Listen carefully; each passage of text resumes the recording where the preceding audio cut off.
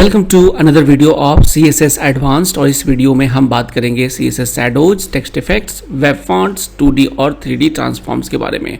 तो सबसे पहले हम चलते हैं शैडो इफेक्ट्स की तरफ। और CSS के थ्रू आप किसी भी एलिमेंट या टेक्स्ट के ऊपर शैडो का इफेक्ट दे सकते हो, जैसा कि इस एग्जाम्पल में दिया हुआ है। बिल्कुल कार्ड की तरह यहाँ पे देखिए, बॉटम में, राइट में, टॉप में, लेफ्ट में एक शैडो इफेक्ट आ रहा है। बिल्कुल उसी तरीके से टेक्स्ट के चारों तरफ आप ग्लोइंग इफेक्ट दे सकते हो, और अगर किसी भी एलिमेंट के ऊपर होवर करते हो तो कुछ इस तरीके का आप होवर इफेक्ट दे सकते हो। तो सबसे पहले दो तरह के शैडो इफेक्ट्स होते हैं। एक होता है टेक्स्ट शैडो, दूसरा होता है बॉक्स शैडो। तो टेक्स्ट शैडो के लिए बेसिकली हमारे पास कुछ पैरामीटर्स होते हैं। टेक्स्ट शैडो प्रॉपर्टी के बाद हम पहला जो हमारी वैल्यू होती है वो हॉरिजॉन्टल शैडो होती है, दूसरा होता है वर्टिकल शैडो। तो ये इस एग्जांपल में देखिए, यहाँ पर हमने हॉरिजॉन्टल शैडो दिया है 2 पिक्सल। इसको मैं 20 कर देता हूँ तो यहाँ आपको पता चल जाएगा। ये देखिए, यहाँ से शैडो के लिए ये 20 पिक्सल राइट हो गया, और ये टॉप से ये हम 20 दे देते हैं, तो यहाँ पर ये वर्टिकल शैडो आ गया। तो शैडो बेसिकली क्या है, एक टेक्स्ट के ऊपर दूसरे टेक्स्ट को हम शैडो बोलते हैं। अब यहाँ पर हमने क्या किया है, शैडो तो दिया है और साथ में शैडो का कलर रेड कर दिया है। तो इससे कुछ टेक्स्ट का इफेक्ट इस तरीके का डिस्प्ले हो रहा है। अगर आपने इसमें ब्लर करना है, ब्लर इफेक्ट देना है, तो थर्ड पैरामीटर आप डाल सकते हो ब्लर का, कितने पिक्सल ब्लर करना चाहते हो। तो यहाँ पर आप हॉरिजॉन्टल टू वर्टिकल टू आपने इसे मूव किया और 5 पिक्सल का आपने ब्लर दे दिया। अब ये देखिए, बड़ा ही अच्छा एक एग्जांपल है, और ये काफ़ी सुंदर देखने में इफेक्ट लग रहा है, और इसे इस तरीके से किया गया है।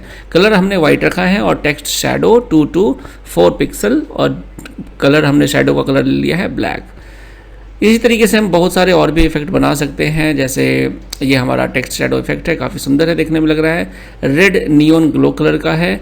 और यहाँ पे आप मल्टीपल शैडोज भी यूज कर सकते हो। देखो यहाँ पर 2 शैडो हमने यूज किया है, पहला ये रेड कलर का, दूसरा I think this is blue colour. तो रेड और ब्लू कलर के इफेक्ट से कुछ इस तरीके का ग्लोइंग इफेक्ट आप दिखा सकते हो। ये आपके 3 कलर्स का यूज किया गया है, ब्लैक, ब्लू और डार्क ब्लू। तो अलग अलग तरीके से आप टेक्स्ट शैडो दिखा सकते हो। ये काफ़ी अच्छा एक एग्जांपल है जिसमें हमने बॉर्डर अराउंड टेक्स्ट किया है, और इसको बॉर्डर को करने के लिए हमने राइट से 1 पिक्सल बैक किया, टॉप से 1 पिक्सल बॉटम किया, राइट साइड एक हमने मूव किया और एक टॉप पे मूव किया। तो चारों तरफ 1-1 पिक्सल हम मूव कर रहे हैं, और हमने बॉर्डर का जो कलर लिया है, हमने ब्लैक लिया है शैडो का, और इस तरीके से ये हमारे चारों तरफ 1-1 पिक्सल ये मूव आउट हो गया, और ये इस तरीके का बॉर्डर इफेक्ट बन गया यूजिंग प्योर CSS। तो आप देख सकते हो कितनी आसानी से हम टेक्स्ट शैडो का यूज करके टेक्स्ट को काफ़ी अच्छा बना सकते हैं। उसी तरह से बॉक्स शैडो भी हम यूज कर सकते हैं। बॉक्स शैडो बेसिकली हम एक एलिमेंट पे अप्लाई कर सकते हैं, और यहाँ पर देखिए एक डिव है हमारा, और ये इसका एक बॉक्स शैडो है। तो बिल्कुल ये आपका 10 पिक्सल आपका और 10 पिक्सल, ये 2 हमने यहाँ पैरामीटर पास किए हैं। एक रो है और एक मतलब वर्टिकल है। तो हॉरिजॉन्टल और vertical, X axis Y axis आप बॉक्स शैडो दे सकते हो। तो यहाँ पर भी हम इसको देख लेते हैं कि यहाँ पर हमने जो शैडो दिया है 10 को हम इसको 100 कर लेते हैं, और यहाँ 100 कर लेते हैं। तो ये देखिए, ये दूसरा जो बॉक्स है आपका इस तरीके से डिस्प्ले हो गया है। बॉक्स को हम कलर भी कर सकते हैं, और कलर के साथ साथ हम इसमें ब्लर इफेक्ट भी दे सकते हैं। ब्लर इफेक्ट के साथ साथ हम इसे स्प्रेड भी कर सकते हैं, ये चारों तरफ स्प्रेड हो जाता है।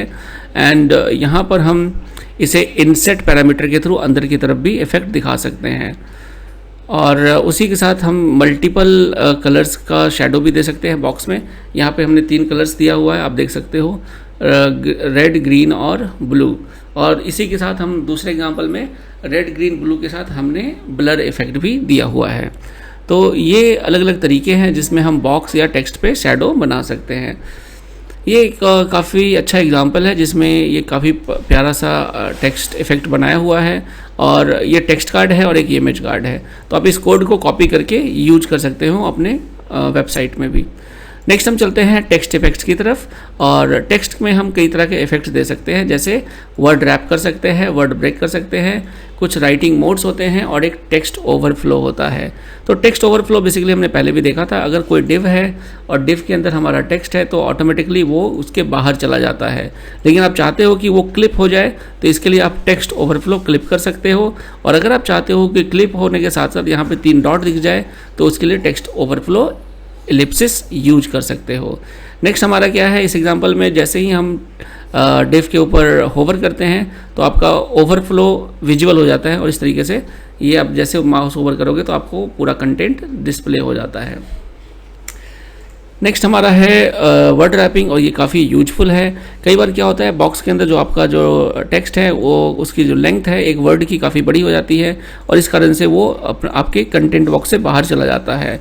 तो उस केसेस में आप यूज कर सकते हो वर्ड रैप ब्रेक वर्ड, और ऑटोमेटिकली जैसे ही CSS देखता है कि भाई इसका बॉक्स से वो बाहर जा रहा है तो वो उसे नेक्स्ट लाइन में कन्वर्ट कर देता है। वर्ड रैप के 2-3 और वैल्यूज होते हैं, जैसे कीप ऑल, वो सारी चीज़ें को एक साथ रख लेता है और यहाँ पे आपका गैपिंग के साथ ये आपको डिस्प्ले हो जाता है, और ब्रेक ऑल अगर करते हो तो बिल्कुल लास्ट तक वो जाता है और यहाँ से ब्रेक होता है। CSS के अंदर एक राइटिंग मोड प्रॉपर्टी होती है, जो बेसिकली हम कुछ भी लिखते हैं वो हमारा हॉरिजॉन्टल होता है बाय डिफ़ॉल्ट, और उसे अगर हम वर्टिकल डायरेक्शन में करना चाहते हैं तो हम इसमें writing mode vertical RL use कर सकते हैं। ये हमारा हो गया टेक्स्ट इफेक्ट्स, और नेक्स्ट हमारा है वेब फॉन्ट्स। अगर आप कोई डिजाइनर फॉन्ट यूज करना चाहते हैं तो आप उसके लिए फॉन्ट फेस प्रॉपर्टी यूज कर सकते हैं।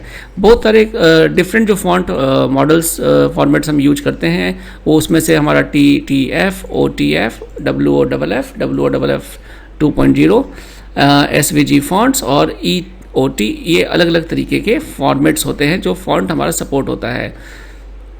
तो कभी भी अगर आपको कोई फॉन्ट यूज करना है जो कि स्टैंडर्ड नहीं है तो उसके लिए आप सोर्स यूज कर सकते हो, फॉन्ट फेस सोर्स आप यूज कर लोगे कि कौन सा फॉन्ट है, जैसे सेंसेशन लाइट WOFF ये फॉन्ट है, ये WOFF आप यहाँ पढ़ सकते हो। ये बेसिकली आपका 2009 में डेवलप किया गया था और ये W3C रिकमेंडेड है। इसका फुल फॉर्मेट होता है वेब ओपन फॉन्ट फॉर्मेट। तो यहाँ पर हमने इस फॉन्ट को यूज किया है और इसकी फॉन्ट फैमिली हम यहाँ पे स्पेसिफाई कर सकते हैं। तो यहाँ आप देख सकते हो कि ये फॉन्ट आपका कितना प्यारा अलग तरीके का डिस्प्ले हो रहा है। नेक्स्ट हमारा है 2D ट्रांसफॉर्म और 3D ट्रांसफॉर्म। बेसिकली आप किसी भी एलिमेंट को ट्रांसफॉर्म कर सकते हैं। जैसे ट्रांसफॉर्म का मतलब जैसे आप देखिए यहाँ पर मूव करते ही आप इसे ऐसे ट्रांसफॉर्म कर सकते हैं। तो ट्रांसफॉर्म बेसिकली कई तरीके से होता है, जिसमें सबसे पहले ट्रांसलेट, रोटेट, स्केल, स्क्यू और मैट्रिक्स, ये सब चीज़ें हम यूज करते हैं। सबसे पहले बेसिक ऑफ ट्रांसफॉर्म के अंदर हमारा होता है ट्रांसलेट। ट्रांसलेट के थ्रू आप अपने किसी भी एलिमेंट को उसकी ओरिजिनल पोजीशन से अगली पोजीशन पे ले जा सकते हो। और यहाँ पर एक्स एक्सिस और वाई एक्सिस टॉप लेफ्ट होता है। तो यहाँ पर अगर हमने 50 पिक्सल